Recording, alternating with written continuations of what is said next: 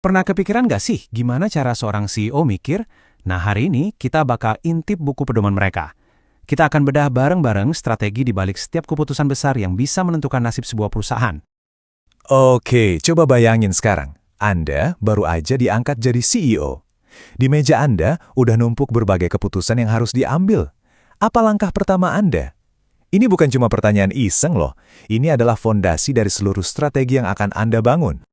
Langkah nomor 1 yang paling fundamental, tentukan tujuan. Ini sama persis kayak pelari maraton. Anda harus tahu garis finishnya di mana sebelum mulai lari. Jadi apa sih sebenarnya definisi sukses untuk perusahaan Anda? Iya, profit itu penting pastinya. Tapi tujuan yang hebat itu lebih dari sekedar angka di laporan keuangan. Tujuan ini tuh ibarat bintang utara bagi perusahaan, yang jadi panduan buat setiap langkah. Dari target penjualan, sampai dampak apa yang ingin kita ciptakan di masyarakat.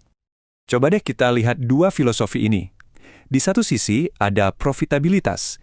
Ini kayak kita lagi nanam pohon bisnis yang kokoh, yang buahnya bisa dinikmati dalam jangka panjang. Di sisi lain, ada nilai pemegang saham, yang kadang-kadang bisa jadi roket pendorong jangka pendek. Pilihan ini penting banget, karena akan menentukan apakah Anda mau bangun kerajaan yang awet, atau cuma mau ngejar untung kilat. Oke, tujuan udah jelas. Sekarang, pertanyaan selanjutnya adalah, di mana kita akan bertarung? Di medan pertempuran mana kita akan bermain untuk mencapai tujuan itu? Nah, disinilah kita butuh peta besar strategi korporat. Dan ini adalah persimpangan jalan yang krusial. Apakah kita mau jadi spesialis yang jago banget di satu bidang aja, atau kita mau jadi general yang menaklukkan banyak industri sekaligus? Pilihan ini akan mendefinisikan siapa kita di mata dunia. Umumnya ada 3 jalur utama yang bisa dipilih. Pertama, jadi spesialis kayak McDonald's yang fokusnya cuma di dunia burger. Kedua, melakukan diversifikasi terkait seperti P&G yang bisnis sampo dan deterjennya masih nyambung. Atau ketiga, jadi konglomerat yang bisnisnya nggak saling berhubungan, di mana satu perusahaan bisa punya stasiun TV sekaligus bank. Kita udah punya peta besarnya nih. Sekarang, yuk kita ambil kaca pembesar dan kita lihat lebih dekat tiap wilayah di peta itu. Gimana caranya masing-masing unit bisnis bisa memenangkan pertempurannya sendiri. Nah, ini nih dilemanya setiap perusahaan besar. Dengan begitu banyak produk, gimana coba caranya mereka mutusin mana yang harus disuntik dana gede-gedean dan mana yang ya udah dilepas saja. Untuk itu, mereka butuh sebuah alat bantu yang cerdas. Pertama, kita lihat dulu tingkat pertumbuhan pasarnya. Seberapa panas industrinya? Apakah kita ada di pasar yang lagi ngehits banget dan tumbuh pesat, atau di pasar yang udah mulai adem ayem? Kedua, kita lihat pangsa pasar relatif. Seberapa gede sih porsi kue yang kita kuasai di pasar itu? Apakah kita ini rajanya, atau cuma salah satu pemain kecil di antara banyak pemain lainnya? Nah, waktu dua hal tadi digabungin, jadilah alat super canggih ini, Matriks BCG. Matriks ini pada dasarnya membantu kita memetakan setiap produk ke dalam 4 kuadran, dan masing-masing kuadran butuh perlakuan yang beda.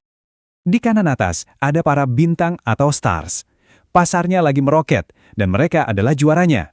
Misinya jelas, gaspol, kasih investasi biar mereka makin dominan dan jadi pemimpin masa depan. Lalu di kanan bawah ada para sapi perah atau cash cows.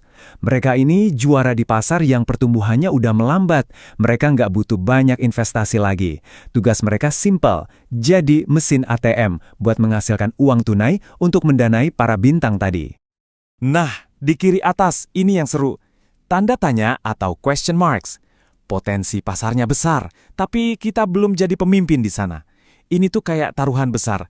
Kalau diinvestasikan dengan benar, mereka bisa jadi bintang. Tapi kalau salah langkah, ya bisa jatuh jadi...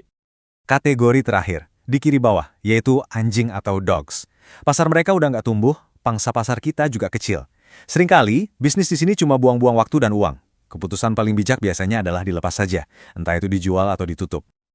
Oke, portofolio kita udah rapi. Sekarang, gimana caranya tiap bisnis di dalam portofolio itu bisa beneran menang di pasarnya masing-masing?